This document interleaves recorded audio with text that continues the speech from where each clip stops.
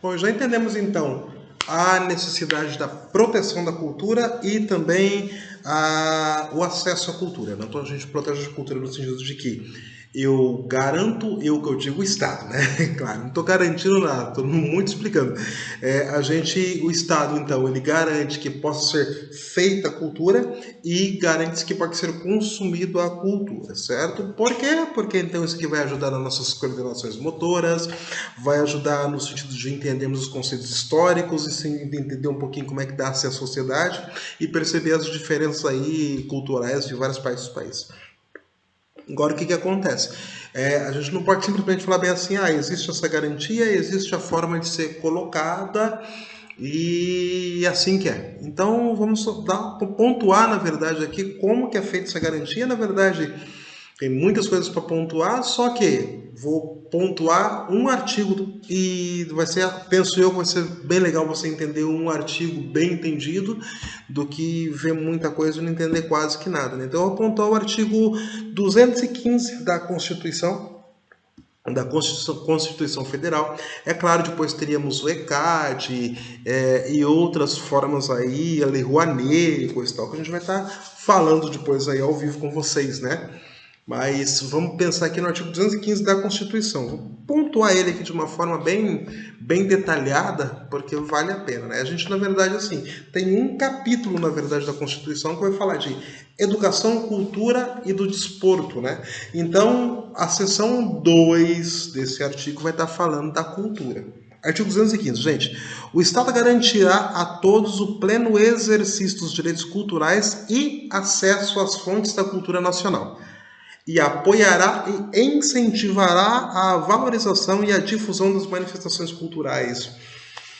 Eu acho bem interessante, na verdade, o que fala nesse artigo, porque, veja bem, ele está garantido para ser o Estado vai garantir a todos os exercícios dos direitos culturais. Como que o Estado garante isso? Essa é a questão. Então, assim, quando nós temos espaços públicos para ter as manifestações culturais, o que seriam espaços públicos? Percebe, por exemplo, vamos trabalhar aqui dentro da nossa cidade, né? Para ficar bem fácil de visualizar. O Calil Haddad, ele é um espaço público.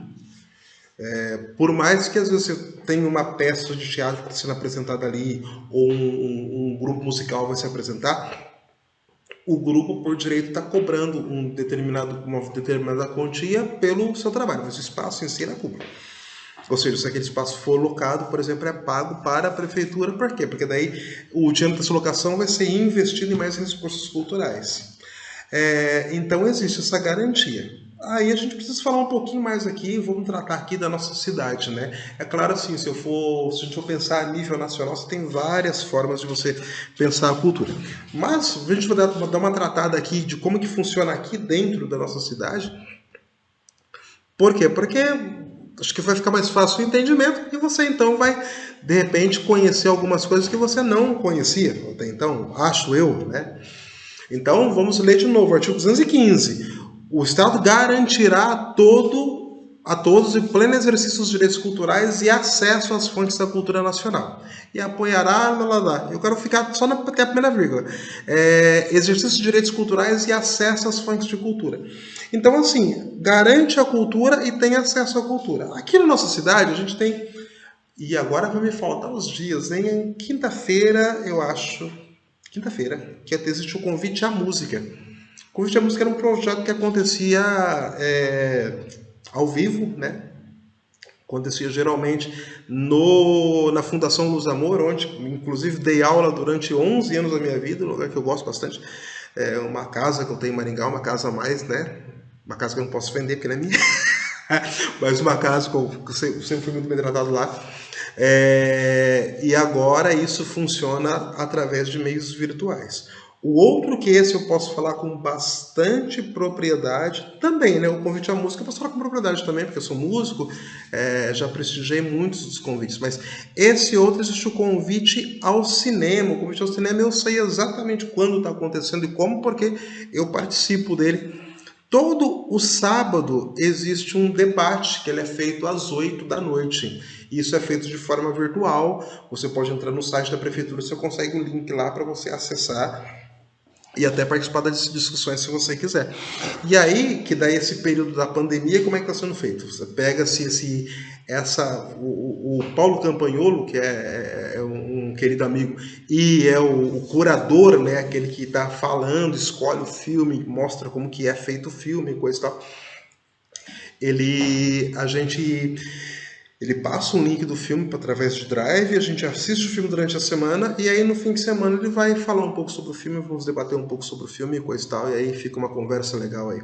Existe também o convite ao teatro, e é o convite ao teatro eu vou ficar devendo, na verdade, onde funciona.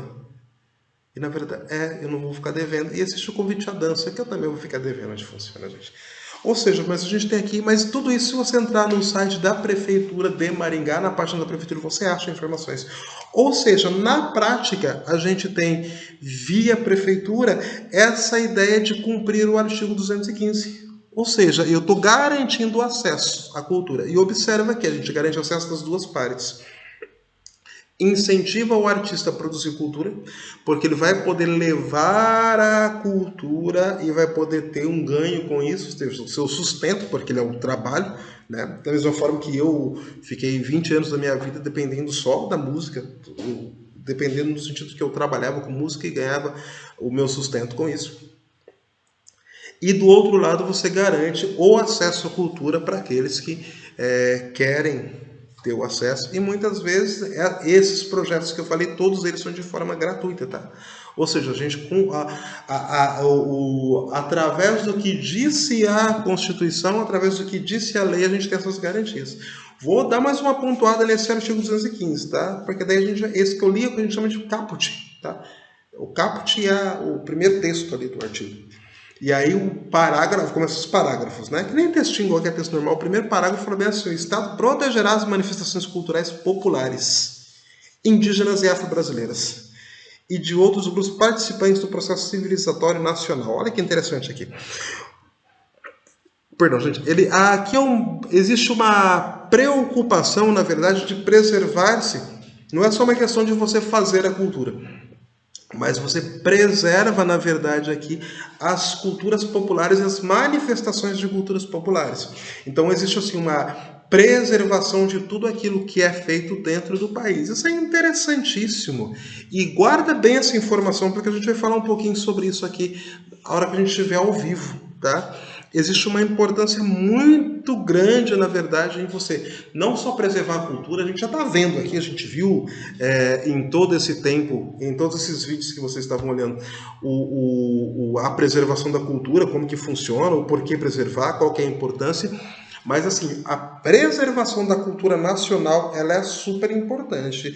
As culturas afro-brasileiras, coisa e tal, a gente vai falar um pouco sobre isso aí depois, mas guarda a informação aí, que aí eu consigo garantir o Ibope, né, para aula ao vivo.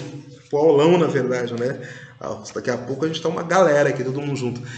Artigo 2. A lei disporá sobre a fixação das datas comemorativas de alta significação para os diferentes segmentos étnicos nacionais. Que a gente está voltando para um princípio mais amplo, na verdade, né? Que é a questão de trabalhar não só a cultura do que a gente escolheu para falar hoje, que é a cultura musical, só que eu estou falando também assim de outras partes. E eu vou pular um pouquinho, tá? Depois a gente fala um pouquinho mais.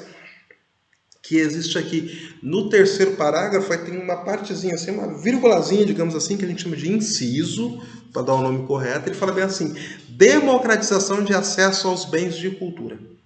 E aqui é falar diretamente para outra parte que vai dizer, que vai estar pensando aqui, que está consumindo a cultura, né? Então, assim, não adianta fazer cultura, dar a oportunidade de fazer cultura, se você não dá para as pessoas o acesso a essa cultura, se elas não conseguirem acessar de fato a cultura. Então, quando tem, por exemplo, aqui na nossa cidade, que nós vimos todos esses papéis que são gratuitos, né? Esses papéis que eu digo assim, esses eventos culturais, convite ao cinema, convite à música, convite à dança, convite ao teatro, isso são formas de estar levando aqui, estar cumprindo, na verdade, essa democratização da cultura, certo? Beleza? Daqui a pouco a gente continua e já indo para o fim. Até mais!